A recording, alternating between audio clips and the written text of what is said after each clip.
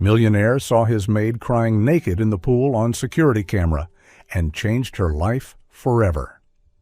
Lucas Hart wasn't the kind of man who stayed up late without a reason. His life followed a schedule as precise as the buildings he designed, structured, intentional, and devoid of chaos.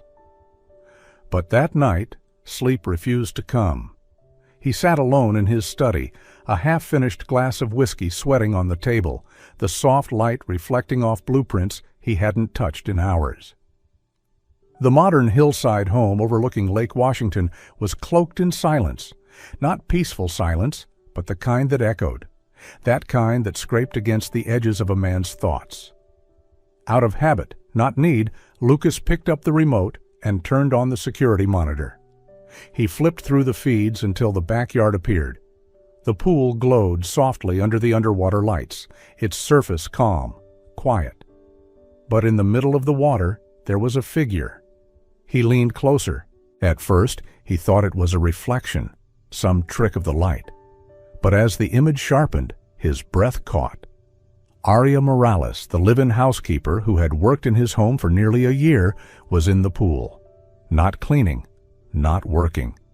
She was sitting in the water, completely naked, arms wrapped tightly around herself, shoulders shaking with silent sobs. She didn't know anyone was watching. She didn't expect anyone ever would. Her long, dark hair clung to her back. Her skin was pale beneath the muted glow. Her body was still, except for the occasional tremor, as if grief itself had taken physical form and held her there. Lucas should have looked away. It would have been the right thing, the decent thing. But he couldn't.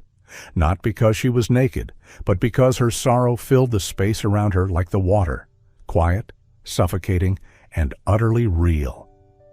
He had seen that kind of pain before, in the mirror, after Amelia died, after the life he knew collapsed into silence and shadows.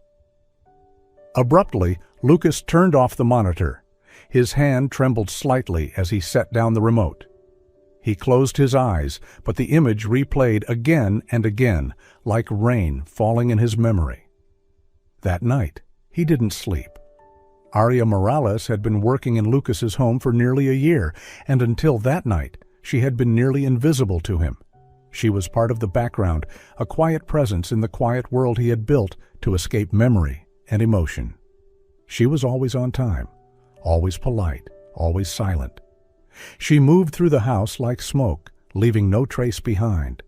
She wiped down every surface, folded towels into perfect squares, changed bed linens without a sound. Lucas used to think he liked order, but now he realized what he had built wasn't order. It was emptiness in disguise. After that night, he began to notice the things he had once missed.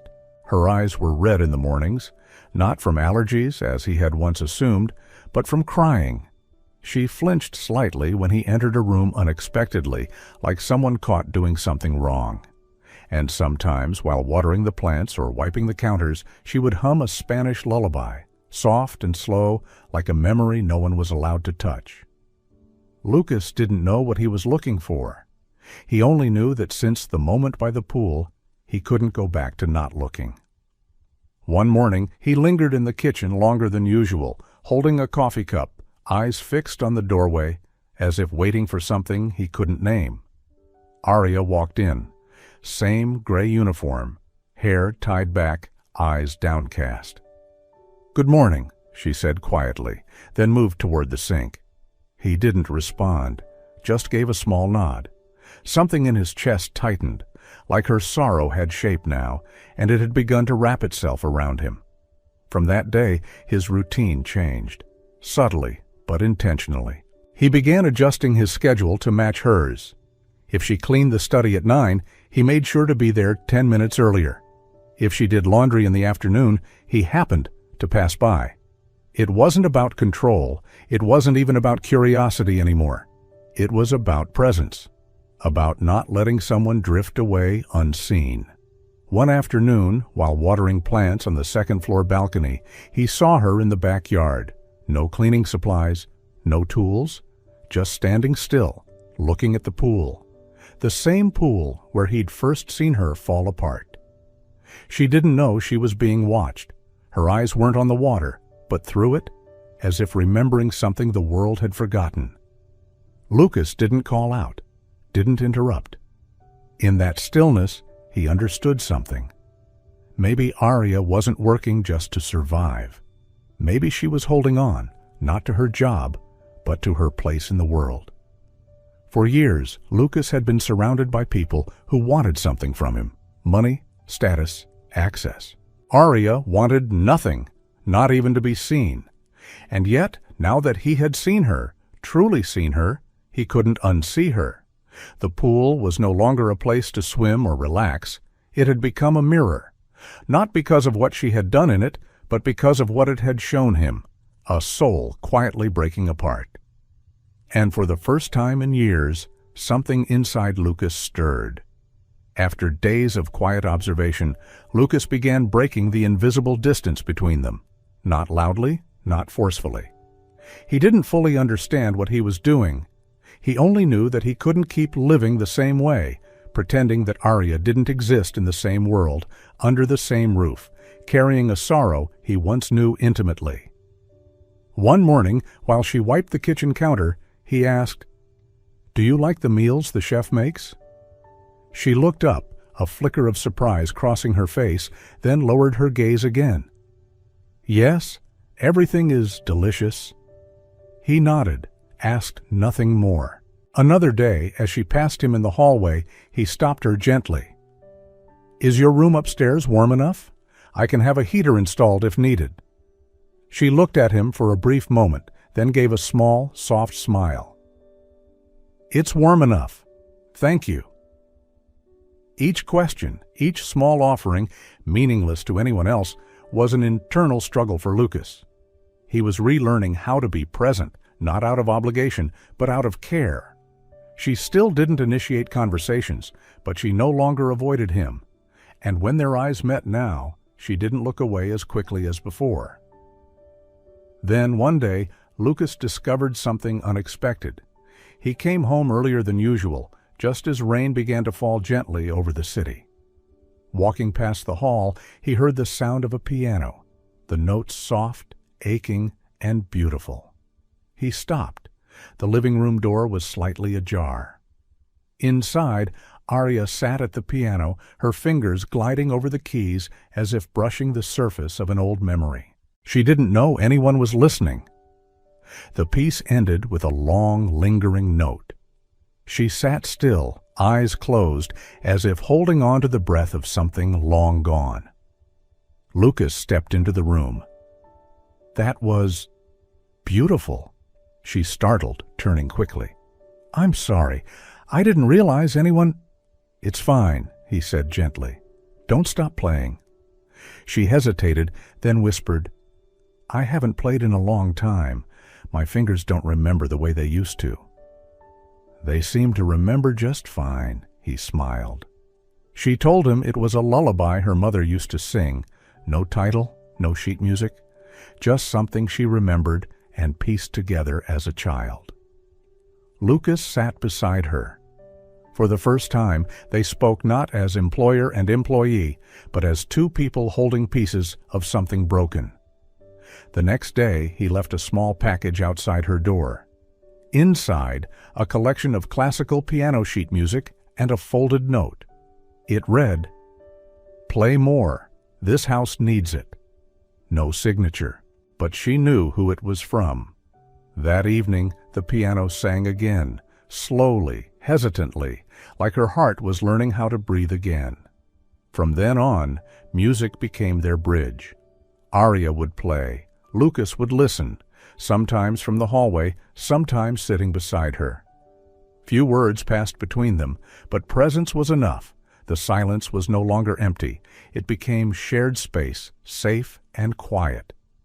What grew between them wasn't born from desire. It was born from understanding, inch by inch, note by note. Arya began to play the piano each evening after the lights in the house had dimmed, after the world had gone quiet. Only the soft golden lamp in the living room cast light over the aged ivory keys. Lucas never asked her to play, but every time the music started, he was there, quietly, faithfully, as if his heart had found a reason to keep beating. One evening, she played a piece unlike the others, not classical, not quite folk. It belonged to her. When it ended, she remained still, eyes resting on the keys. Lucas spoke softly. "Did you write that?" She shook her head. "I remembered it from when I was a child. My mother used to sing it to me at night." "It sounds like a gentle goodbye," he said. "Maybe it is," she whispered. Then, as if a door inside her had been blown open by the wind, she said, "I once had a daughter. Her name was Luna." Lucas held his breath. Aria didn't look at him. "She was my entire world. I brought her with me when I left Mexico. It was a difficult journey. No documents, no real plan, just hope. I believed if we could cross the border, I could build a better life. I thought I was strong enough to protect her." Her voice shook. "One day she had a fever. I thought it was just a cold, but it got worse. I didn't have insurance.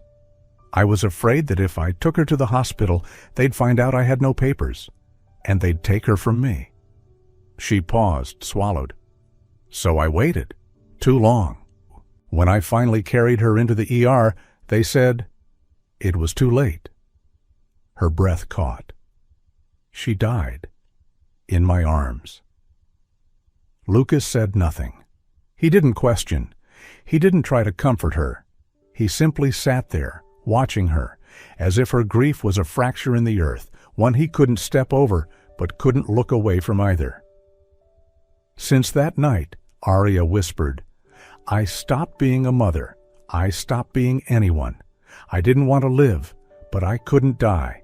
So I needed to disappear, not to escape, but to make sure I couldn't hurt anyone else." Lucas leaned forward, his gaze never hard, only steady. "And you came here." She nodded. "A house that asked no questions, a job that required no smiles, a place where I could be just a pair of hands holding a cloth, where no one cared who I used to be." Lucas didn't say he was sorry. He didn't reach out to hold her. He didn't offer advice or string together hollow words to ease the ache. He simply sat beside her, silent, steady, like a wooden beam holding firm through a storm. For someone who had lost too much, sometimes the most comforting thing wasn't a word. It was someone who didn't leave. They sat like that for a long while, not looking at each other, not touching, just existing side by side in a shared, unnamed grief. And somehow, in that stillness, Aria didn't feel alone. The next morning, Lucas said nothing about the night before. He started work earlier than usual, didn't leave the house right away. By early afternoon, a doctor arrived, not in a white coat, not with probing questions. He performed a full checkup for Aria, discreetly arranged, no paperwork, no unnecessary details. That same day, a new mattress was delivered, soft, spine-supportive, designed for deep sleep. Fresh clothes appeared neatly folded in her closet, long dresses, warm sweaters, all in muted tones she often wore. Lucas left no note, said nothing. But Aria knew, and what moved her wasn't the generosity itself, but how quietly he did it, without asking for thanks, without needing to be seen. It wasn't pity. It was something deeper, a profound respect for the pain she carried, and an unspoken message that whispered, "I see you." After that night when Aria spoke of Luna, there were no more long conversations between her and Lucas. And strangely enough, there didn't need to be. She played more often. He was always there, sometimes sitting quietly on a distant chair, sometimes just leaning against the hallway wall.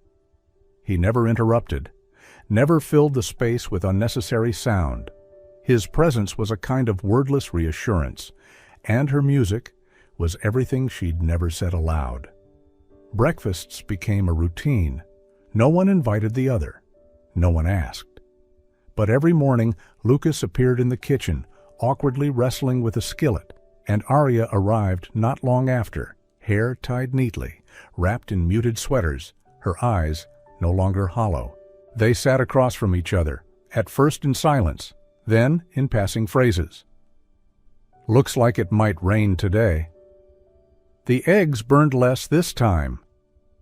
"You've hated oranges since you were a kid?" Soon they began reading together. Lucas borrowed books from the library. Aria left a favorite novel on the table. They traded pages, offered suggestions, sometimes just sat in the living room, reading side by side. No conversation needed, just presence. One afternoon, while Aria played a soft, meandering tune, Lucas approached the piano. "Will you teach me?" he asked. She looked up, slightly surprised, then nodded. She shifted over, making space for him. "Place your fingers like this." Her hand touched his, warm, careful, as she guided his fingers to the right keys. The notes came slowly, uncertain but honest. Lucas looked down at the keys, then sideways at Aria. She met his gaze, and for the first time, they didn't look away. They didn't pretend to be busy or distracted. They just looked, two people finally seeing each other clearly. No words were exchanged, but in that stillness, silence became a new language. Deep, shared, understood. That night, the rain fell like the soundtrack of an old film, gentle, unrushed, and endless. The house stood still beneath the soft rhythm of water brushing against the glass. The air between them, long free of tension, now felt like silence waiting to be filled. Lucas stood close to Aria, close enough to hear her breathing, close enough to feel the faint warmth radiating between them. She looked up at him, eyes steady, unafraid. There was no hesitation in her gaze, no pretense, just quiet clarity. Lucas raised his hand slowly, as if asking without words, "May I?" His fingers brushed her cheek, barely a touch. She didn't pull away. In that moment, everything unsaid hung in the air between them. Old wounds, losses that hadn't fully scarred, quiet fears still curled in the corners of their hearts, and a longing not to be held, but to be seen. When Lucas leaned in, their lips met without urgency. It wasn't heated, it wasn't dramatic, it was soft, careful, true, a touch that whispered, "I'm here. So am I." A kiss with no promises, no pressure, just the fragile human decision to stay, for now and maybe for what comes after. After the kiss, they said nothing. That night passed without promises, without dreams spoken aloud. Only two people sitting in the quiet space they had built. Fragile, but real. The days that followed unfolded like an instrumental melody. Gentle, even, unspoken. They didn't rush to define what was growing between them, perhaps because they both knew the most beautiful things often rise from silence. But peace, no matter how carefully nurtured, rarely lasts. Because the past, no matter how deeply buried, always finds a way back. It began weeks after the night in the rain, just when Lucas thought the fractures in both his and Aria's lives were slowly starting to mend. An unmarked envelope appeared on his office desk. No return address, no sender, just a folded piece of paper printed in bold, cold letters. "I know where she is, and I know who she is. I also know about the kid. You want my silence? Then do what's right. I need money. A lot. If not, I'll let the authorities know." No signature, but Lucas didn't need one. It was him. Luna's biological father, the man Aria had once fled from. Lucas gripped the letter, a chill sweeping down his spine. From what Aria had shared, this man wasn't just a painful memory. He was a shadow that could still destroy everything she'd only just begun to rebuild. He didn't tell her. He didn't want her afraid, didn't want her spiraling back into the dark. So instead, he acted, quietly, precisely. That same day, Lucas called his attorney, hired a private security firm to increase protection around the house. Subtle, but strong. He reached out to a former contact in intelligence to monitor the man's whereabouts. Don't confront him. Just watch. Lucas returned home, business as usual, made breakfast, listened to Arya play, read beside her like nothing had changed.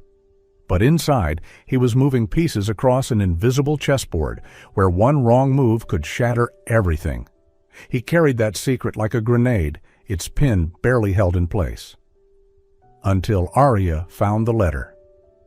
That morning, Lucas left early for a meeting with his lawyer. In his rush, he forgot a folder on the desk in the library. Arya, tidying up, noticed the slightly open envelope. She wasn't snooping. She just knew. It only took a few lines to make her hands tremble. When Lucas returned that afternoon, the house was unusually still. He walked into his study and found Arya standing there, letter still in hand. She didn't look at him right away, but when their eyes met, the softness was gone. Only hurt remained. How long were you going to hide this from me? Her voice was raspy but clear. Arya! He stepped closer, voice low. I was trying to protect you. By deciding for me? She cut in, eyes sharp. I was afraid if you knew. Were you afraid for me or afraid of losing me? The question hit him like a blade straight to the chest. I didn't want you hurt again. And you think hiding this made me safe? She stepped back. All I've ever needed, from the beginning, is to be included in my own story. Lucas couldn't speak. You once saw me, truly saw me. Her voice wavered. But today, you made me feel like someone who has no right to choose. I'm sorry, he said quietly. But even as the words left his lips, he knew they weren't enough. She turned, placing the letter back on the desk. Don't apologize for what you did. Apologize for not believing I was strong enough to know the truth. Then she walked out. No shouting, no tears. But the sound of her footsteps echoed like the slow closing of a door Lucas wasn't sure he'd ever be able to open again. Arya wasn't angry that Lucas wanted to protect her. She understood that. She knew the tenderness in his eyes, the caution in his movements, the silent fear behind everything he hadn't said. And it was precisely because she understood that it hurt even more. Because once again, someone had made a decision for her. Once again, her life had slipped out of her own hands. She had been controlled before, stripped of her right to say no. The man she'd fled was the embodiment of that. And she had sworn, if she survived, she would never let anyone else choose for her again.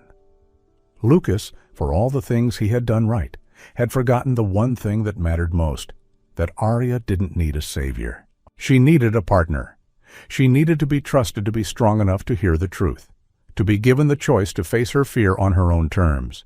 He hid the letter thinking it was love, but all she felt was exclusion. The pain didn't come from what was written in the envelope. It came from the deeper ache of feeling like she had become invisible again, even in the eyes of the one who had once promised to see her. After the confrontation in the study, Arya didn't leave, but she pulled inward, quietly, completely.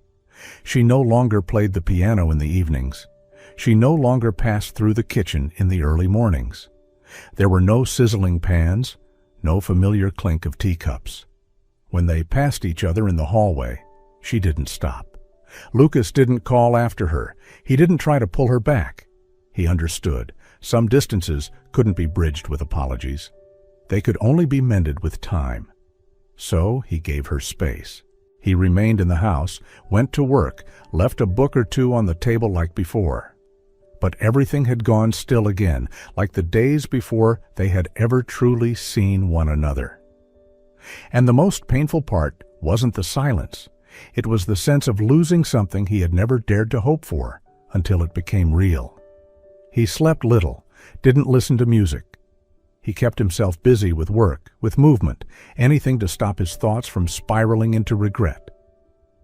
Then one morning, Lucas walked into the kitchen and stopped cold. Arya was there, Her hair was tied neatly. She wore a soft beige sweater. Her eyes were still tired, but calmer somehow. She was slicing fruit, turned toward the stove with practiced focus. He said nothing, just watched, cautiously stunned, as if one wrong move might break the moment. Arya turned and met his gaze. She set the plate on the counter, wiped her hands on a cloth, and spoke softly. "Can we start again?" Lucas stepped closer, still unsure what was happening. "You don't have to answer," she added quickly. "I just want you to know. I've been thinking. A lot." He nodded, waiting. "I've been going to therapy these past few weeks," she said softly. "At the community center. It's not much, just a few sessions, but they helped. They reminded me I'm still here, that I'm allowed to start again. Not for you. For me." Lucas smiled, small but genuine. "I'm proud of you." She looked at him, her eyes softer now. "I'm not promising to go back to how things were. I'm not even sure I want to. But I'd like to try. Healthier this time. More honest." "Then we'll start again," he said. "Slowly," she added. "Slowly," he agreed. And they sat together at the kitchen table, not as strangers, not quite as lovers, but as two people who had once lost each other. Now choosing to return, not with noise, but with a silence that had finally been understood. From that morning on, neither of them said it out loud, but something had shifted. Lucas didn't ask how long Arya planned to stay, or how she defined what was between them now. He understood that when someone has just stepped out of their own darkness, what they need isn't a structured plan. It's a space safe enough to breathe. As for Arya, she didn't try to become her old self again. She moved slower now, more honestly. She didn't shy away from the empty moments in her heart, but this time she didn't walk through them alone. They didn't start over as strangers. They started over as two people who had known each other's pain. Breakfasts were no longer wordless. Sometimes they talked about the weather, sometimes about nothing at all, but every sentence held real listening. One afternoon, Arya sat in the garden, sketching into a small notebook, the first time in months. Lucas approached, said nothing, just sat beside her. She didn't hide the page. He didn't ask. But he knew that was her way of returning, inch by inch, in her own rhythm. On another evening, she sat at the piano unexpectedly, playing a familiar song, not perfectly, not all the way through, but enough to make Lucas stop in the hallway, lean against the wall, and close his eyes. It reminded him of the first time he had ever heard her play, but this time it wasn't sorrow, it was life. Lucas laughed more now, not the polite, curated kind at business dinners, but real, sudden laughter that slipped out when she said something funny without meaning to. Arya, too, had changed. She began leaving her door open. Her slippers occasionally ended up in the hallway, as if she no longer felt the need to ask permission to exist. Neither of them said what this was, but they both knew. It didn't need a label anymore. It was there, in their presence, in the quiet moments, in the silence that no longer felt cold. One late autumn afternoon, with golden light stretching through the long windows of the living room, Lucas set down a book and said softly, "I've never felt this house so alive." Arya looked at him, then nodded. "Because this time, I'm no longer hiding in it." They didn't speak of the future in dramatic questions, but neither did they avoid it. They bought new blankets together, chose paint colors for the living room, read books side by side when it rained. And then, one day, Lucas asked something very small, but also the biggest thing he'd ever dared to hope for. "Do you want to stay?" "Really stay?" Arya looked at him for a long time. No smile, no hesitation, just a quiet nod. He didn't smile either. He just let out a slow breath, like he'd been holding it for years. "I already have," she said, "for a while now." He didn't ask anything more. because he knew that was the most beautiful yes anyone could receive. A few weeks later, on a crisp, clear morning, when dew still clung to the edge of the grass and the air smelled faintly of wood and wet earth, Lucas pulled a small, simple ring from his pocket. "Not because anything needs to change," he said, "just because I want to mark what already is." Arya didn't need to inspect the ring to know it wasn't expensive, but it fit her finger, fit her heart, fit this moment they had both fought to keep after so much that could have been lost. And so they began planning a wedding. Not elaborate, not loud, just a good weather day, a simple white dress, a small patch of lawn beneath the maple tree, and two people who had once broken apart, now choosing to stay. Their wedding had no fireworks, no loud music, no elaborate menu, or long rows of guests. Just a lawn still damp with morning dew, a few dear friends, and a silent maple tree bearing witness. Arya wore a simple white dress, soft fabric, gently hugging the lines of a body that had once been hidden beneath grief. Her hair was down, makeup minimal, no heels. She walked barefoot across the grass, feeling the earth beneath her feet, the kind of sensation she once feared she'd never feel fully again. Lucas waited beneath the tree, his eyes never leaving hers. He didn't wear a designer tuxedo, just a white shirt and the quiet certainty in his gaze. When Arya reached him, they didn't exchange lofty vows. They simply held each other's hands and whispered the simplest thing: "I'm here." "So am I." And that was enough. After the wedding, they didn't jet off to an exotic honeymoon. They came home to the same house that had once been her silence and his emptiness, and slowly they turned it into a home. Arya began teaching free music lessons to children at a nearby community center. She didn't put up signs or post online, but the kids found her. One child brought another, and then another. Some couldn't even read yet, but the moment their fingers touched the keys, their eyes lit up like morning light. Lucas, meanwhile, started a medical aid fund for undocumented immigrants. He called it the Luna Foundation, named after Arya's daughter. No press, no big announcement, just a quiet effort that helped dozens of people choose healing over hiding. They didn't try to become something grand. They were just two people who had once lost everything, now choosing to rebuild, with kindness, with presence, with love that didn't need to shout. One late afternoon, Arya came home from teaching. Her hands still had flecks of watercolor, left by a little girl who'd painted a piano in bright, impossible colors. She found Lucas in the front yard, assembling something beneath the maple tree. "What are you doing?" she asked, wiping her hands on a small towel. Lucas turned and smiled, rope in hand. "A swing," he said. "For who?" She tilted her head, half smiling, half curious. He paused, glancing up at the canopy above. The golden sunset warmed his face in a soft, forgiving light. "For us," he said. "For today." Then he looked at her gently. "For tomorrow?" A gust of wind passed through the tree, making the leaves flutter gently. One small maple leaf landed in Arya's palm, golden, warm, and trembling. She smiled, held it close to her chest. "Maybe, for her too," she whispered. Lucas didn't ask who she meant. He already knew. Arya stepped closer, resting her head on his shoulder. The evening breeze passed through them, carrying the scent of grass, music, and something deeply simple. A home they had chosen to stay in together.